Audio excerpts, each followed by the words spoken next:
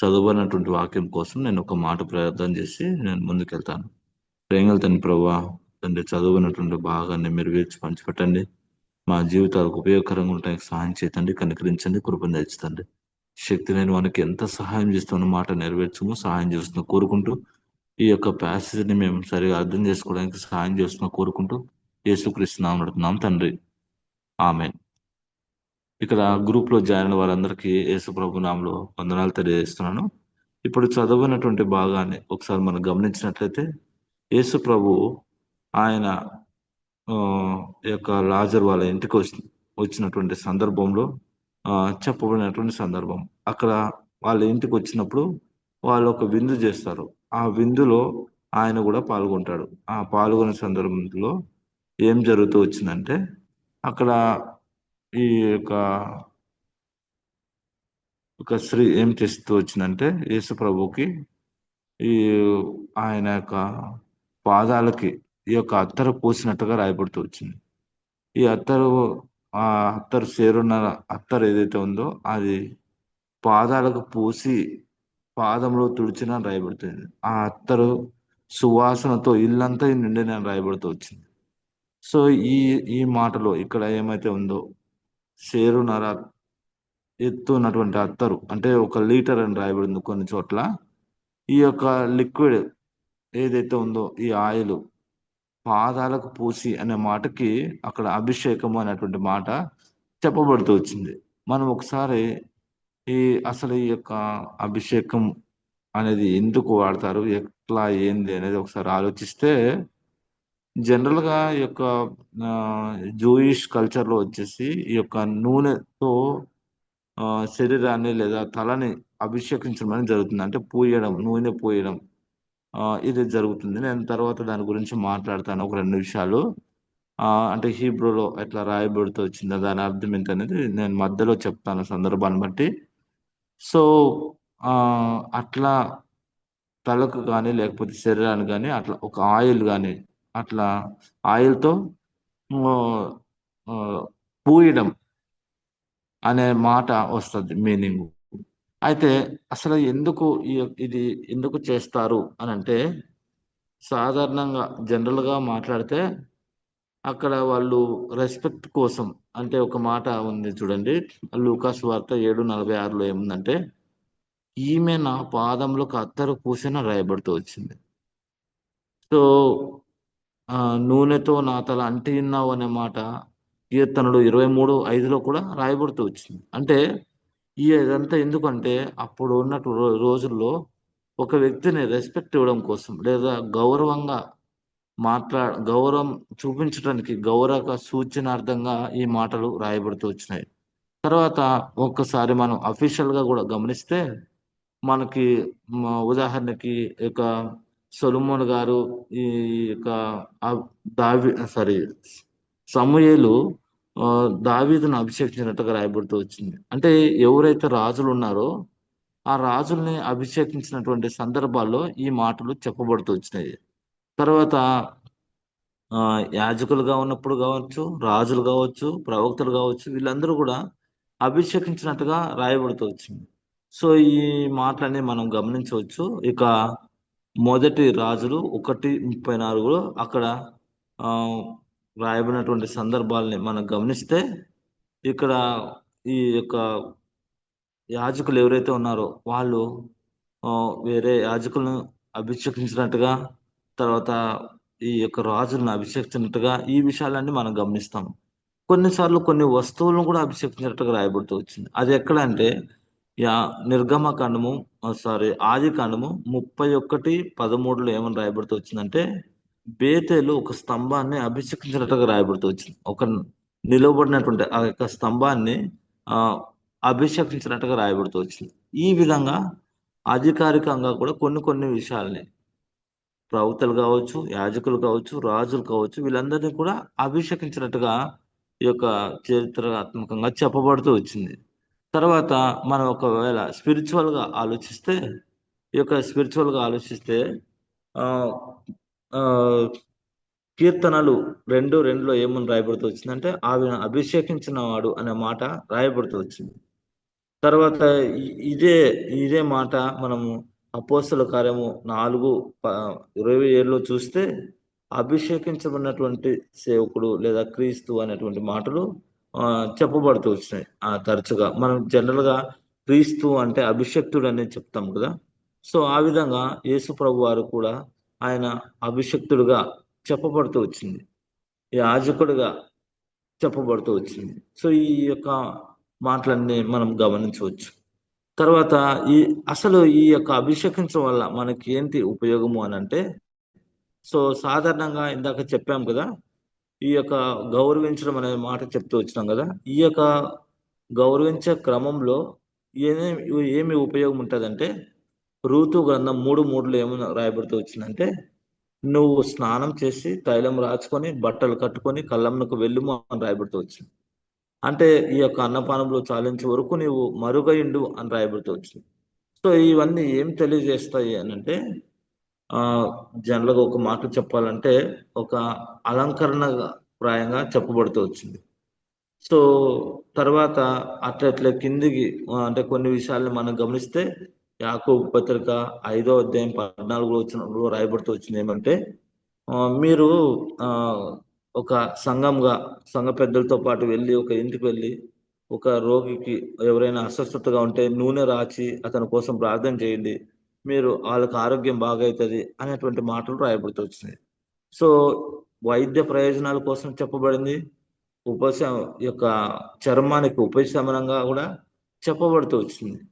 తర్వాత ఈ యొక్క జనరల్‌గా మనం చూస్తే ఈ దుఃఖాన్ని ప్రారంభించడానికి లేదా దుఃఖాన్ని స్టాప్ చేయడం కోసం కూడా ఆహ్, ఈ ఈ మాటలు చెప్పబడుతూ వచ్చినాయి. ఈ మాటలన్నీ కూడా దానియేలు గ్రంథం 10వ అధ్యాయం 3లో రాయబడుతూ వచ్చింది ఈ మాట. తర్వాత మనము ఇంకా ఈ యొక్క ఉపయోగాల్ని ఆహ్, ఇన్ని విషయాలు చూసాం గదా! జనరల్‌గా చూసాము. తర్వాత స్పిరిచ్యువల్‌గా గూడా ఉపయోగాలను చూసాము. సో, అయితే ఇట్లా ఈ విధంగా ఉన్నప్పుడు మనకి ఆహ్, దానివల్ల మనకేంటి ప్రయోజనం అనంటే, యేసు ప్రభు అంటే మన దేవుడు మనల్ని గూడా అభిషేకించినట్టుగా రాయబడుతూ వచ్చింది. సో, అక్కడ ఒక మాట రాయబడింది చూడండి. రెండవ కొరింథీయులకు రాసిన పత్రిక 1 అధ్యాయం 21 వచనంలో రాయబడుతూ వచ్చిందంటే, మీరు అభిషేకించబడితిరి అనే మాట రాయబడుతూ వచ్చింది. అంటే మీరిట్లా దేవుని యొక్క ఆత్మలో నిలిచి ఆయనలో నిలిచి ఉండడానికి కోసం మీరు అభిషేకించినారన్నటువంటి మాట 2 కొరింథీయులకు రాసిన పత్రిక 1:21లో ఈ మాట రాయబడుతూ వచ్చింది. సో, నిజంగా అంతగా దేవుడు మనల్ని అభిషేకించినప్పుడు అంటే ఒక పని కోసం, ఒక ప్రత్యేకత కోసం మనల్ని దేవుడు అభిషేకించినాడనే మాట మనకు అర్థమవుతుంది. సో, ఇందాక నేను చెప్పాను గదా! ఈ యొక్క అభిషిక్తుడు అనంటే ఒక ఆహ్, గ్రీ హెబ్రీలో ఏమని రాయబడుతూ వచ్చింది అంటే, యావే అనే మాట రాయబడుతూ వచ్చింది. ఇదేంటంటే గౌరవాన్ని చూపిస్తుంది. తర్వాత ఈ మాట గ్రీక్ పదం నుంచి వచ్చింది. క్రిస్టోస్ ద్వారా క్రీస్తుగా కనబడుతుందన్నమాట. అంటే ఇందాక క్రీస్తు అభిషిక్తుడు అంటే ఒక యాజకుడుగా మనకు రాజుగా ప్రభువుగా మనకు కనబడతాడు. అయితే ఇదంతా ఆహ్, ఇవన్నీ ఒకసారి మనం ఓవరాల్‌గా గమనిస్తే మనకు ఆహ్, రాజులను కానీ, లేకపోతే యాజకులు కానీ, ఆహ్, సాధారణ ప్రజలను గాని గౌరవించడం కోసం ఉపయోగించేదే ఈ యొక్క అభిషేకం అనేటువంటి విషయాన్ని మనకు అర్థమవుతుంది. సో, దీని ద్వారా మన మన జీవితాలకి అది ఎట్లా ఉపయోగపడతదనంటే, సో, ఇక్కడ ప్రభువు అక్కడ ఇప్పుడు చదువుకున్నటువంటి సందర్భం ఏదైతే ఉందో, ఈ సందర్భంలో ఆమె గురించి ఒక్క మాట రాయబడుతూ వచ్చింది. ఈ ఇది ఆహ్, 7 వచనం అనుకుంటా. కాబట్టి యేసు నన్ను పాతిపెట్టు దినమునకై దీన్ ఆమె దీనిని ఆహ్, చేయను చేసింది అన్నటువంటి మాటలు రాయబడుతూ వచ్చినాయి. ఈ యొక్క మార్కు సువార్తలో కూడా ఈ మాటలు రాయబడుతూ వచ్చినాయి. అయితే ఈ యొక్క ఇక్కడ ఆమె యేసు ప్రభు యొక్క భూస్థాపన కోసం జ్ఞాపకార్థంగా ఈ ఈ ఆయన గౌరవించినట్టుగా అంటే ఒక పనికి సెపరేట్ చేసినట్టుగా, ఒక పనికి ప్రత్యేకించబడినటువంటి వ్యక్తిగా ఆమె ఈ ఈ కార్యాన్ని చేస్తూ వచ్చింది. ఆ కార్యం ఏంటంటే ఈ యొక్క అచ్చ జటామాంసి అత్తరు ఒక సేరున్నర ఎత్తు తీసుకొని తన పాదాలకు పోసింది. సో అంత క్రయము చెల్లించింది ఆయన గౌరవించడం కోసం. ఇది ఏం తెలియజేస్తుందంటే ఆమె తన జీవితంలో ఆమె ప్రభువుని గౌరవించడం కోసం తన లోతైనటువంటి ఆ యొక్క ప్రేమని, గౌరవాన్ని ప్రభు ఎడల చూపిస్తుంది. ప్రభు ఒక గొప్ప కార్యానికి ఆయన తలపెట్టబోతున్నాడు అనేటువంటి విషయాన్ని ఆమె ముందుగానే గ్రహించి ఆమె ఈ యొక్క విషయాల్ని చేయగలుగుతూ వచ్చింది. నిజంగా మనం మన మన జీవితాల్లో నిజంగా ఈ విషయాన్ని బట్టి మనం ఆలోచిస్తే ఆయన మన జీవితాల్లో ప్రభువుగా, లేకపోతే రాజుగా, లేకపోతే ఆయన భూస్థాపితం చేయబడి తిరిగి లేచినటువంటి మళ్ళీ రెండోసారి రానైనటువంటి ప్రభువుగా మన జీవితాల్లో అట్లా చూస్తున్నామా? సో మనం ఒకసారి చూపిస్తాం. అంటే మనం అంత త్యాగపూరితంగా మనం అట్లా చేస్తున్నామా అనేది మనం ఒకసారి ఆలోచిద్దాం. నిజంగా మన క్రియల ద్వారా లేదా తలంపుల ద్వారా మనం చేసేటువంటి క్రియల ద్వారా మనం అట్లా ప్రభువును కనపరుస్తున్నాము. ప్రభువుకు ఇవ్వాల్సినటువంటి స్థానాన్ని మనం అట్లా ఇవ్వగలుగుతున్నాము. అంటే ఒక మాట చెప్పాలనుకున్నాం. అంటే దేవుడు మనల్నేమో ఒక ప్రత్యేకంగా మనల్ని కూడా అభిషేకించినాడు. కాబట్టి ప్రభువు ఏమో ఒక ప్రత్యేక పనికై అభిషేకించబడుతూ వచ్చినాడు. ఆయన భూస్థాపన చేయబడి తిరిగి లేచి ఇదంతా కూడా ఎందుకు చెప్పబడుతూ వచ్చిందండి? మన జీవితాల్లో ఉన్నటువంటి పాపాన్ని తీసివేయడం కోసం ఆయన ఆ కలువరిశిలువలో చనిపోయి సమాధి చేయబడి తిరిగి లేస్తేనే మనకి ఆ యొక్క విడుదల విమోచన కలుగుతుంది. అందుకే ఆయన అభిషక్తుడు, విమోచకుడు అనేటువంటి పదాలు మనం గమనిస్తవచ్చు. అయితే మనము ఈ విషయాన్ని ఒకసారి గమనిస్తే మన జీవితాల్లో మనల్ని ప్రత్యేకించినాడు దేవుడు. ఒక పనికే ప్రత్యేకించినాడు. ప్రత్యేకించిన తర్వాత మన క్రియలను బట్టి మనం ఉన్నటువంటి స్థితుల్లో ప్రభువుకి మనం ప్రత్యేకంగా మన ద్వారా అంత క్రయము చెల్లించి మన క్రియల ద్వారా, ప్రవర్తన ద్వారా, మన ఆలోచన ద్వారా, మన చూపుల ద్వారా వీటన్నిటి విషయంలో మనం నిజంగా ప్రత్యేకంగా ఉంటున్నామా అనేది మనం ఆలోచించాల్సిన అవసరం ఉంది. ఎందుకంటే ఇది ఆల్రెడీ ఈ యొక్క ప్యాచెస్ ఆల్రెడీ ఎప్పుడో చెప్పబడుతూ వచ్చింది, అది జరిగిపోయింది. అయితే ఈ విషయాన్ని మనం మన జీవితంలో ఏ విధంగా అప్లికబుల్ చేసుకోవాలంటే ఇందాక మనం చూసుకున్నాం కదా, 1 కొరింథీయులు రాసిన పత్రిక, 2 కొరింథీయులు రాసిన పత్రిక 1:21లో మనం చూస్తూ వచ్చినాం కదా, మనల్ని నిలిచి ఉండడం కోసం దేవుడు అభిషేకించినాడు.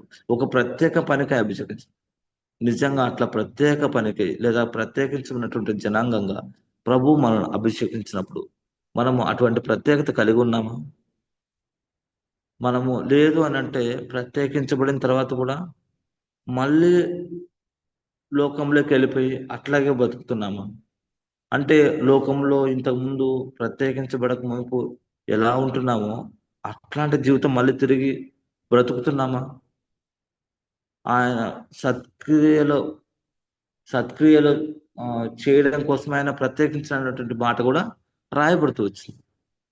సో నిజంగా అట్లా ప్రత్యేకించబడినటువంటి జీవితం కలిగి జీవిస్తున్నామా? మనం క్రయము చెల్లించి ప్రభువుని మన జీవితాల్లో చూపిస్తున్నామా? ప్రజలకి ఆయన రాజుగా చూపిస్తున్నామా? ఆయన యాజకుడిగా చూపిస్తున్నామా? ఆయన తిరిగి లేచినటువంటి ప్రభువుగా మన జీవితాల్లో చూపిస్తున్నామా అనేది ప్రశ్న. సో ఆ విధంగా మనం ప్రత్యేకమైనటువంటి జీవితం జీవించడం ద్వారా ప్రభు మన జీవితాల్లో మహింపరచబడతారు. ఒక ప్రత్యేకతని అనేకులు గుర్తిస్తారు. దాని ద్వారా నిజంగా ఈ వ్యక్తి క్రైస్ట్ రిప్రజెంటేటివ్ అనేది విషయం కూడా తెలుస్తుంది. ఇందాక చూస్తే ఈమె చేసింది సకల జనులకి గుర్తించేలా జ్ఞాపకార్థంగా ఉంచబడిందని చెప్పి రాయబడుతుంది. నిజంగా మనల్ని చూసినప్పుడు మనం చేసేటువంటి క్రియలను బట్టి, మన ప్రత్యేకమైన జీవితాన్ని బట్టి ఎన్నో రోజులు మన జీవితాల గురించి ఈ వ్యక్తి ప్రత్యేకమైనటువంటి వాడు, ప్రత్యేకంగా ఉన్నాడు, ఆయన తలంపులు, ఆలోచనలు, ఆయన యొక్క ప్రవర్తన చాలా ప్రత్యేకంగా ఉందని మనల్ని అట్లా గుర్తించేలా మన జీవితం ఉంటుందా, లేకపోతే అలాగే పాత జీవితం మాదిరి అలాగే కొనసాగుతుందా, మనం ఆలోచించుకొని దాన్ని బట్టి ఆ, మన యొక్క లైఫ్లో కొనసాగడానికి ప్రభు మనల్ని స్థిరంగా ఆయన దృష్టికి అంగీకారమైన వ్యక్తిగా ఉండడానికి దేవుడు మనకు సహాయం చేయను గాక. దేవుడు ఈ వాక్యం దీవించిన గాక. థ్యాంక్ యూ ఆనంద్ అన్న. ఇప్పుడు వాసు అన్న ఎండింగ్ ప్రేయర్ చేస్తారు.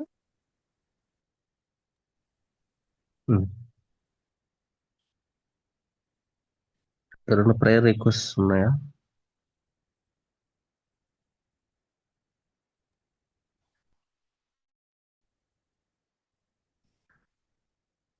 అన్న నేను రైట్ డాక్టర్ ని కన్సల్ట్ చేసి రైట్ ట్రీట్మెంట్ తీసుకోవాలని ప్రేయర్ చేయండి అన్న. tomorrow colloquium pa.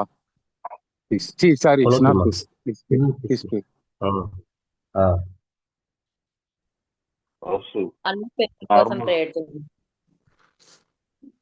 అక్క పేపర్ కోసం ప్రేయర్ చేయండి.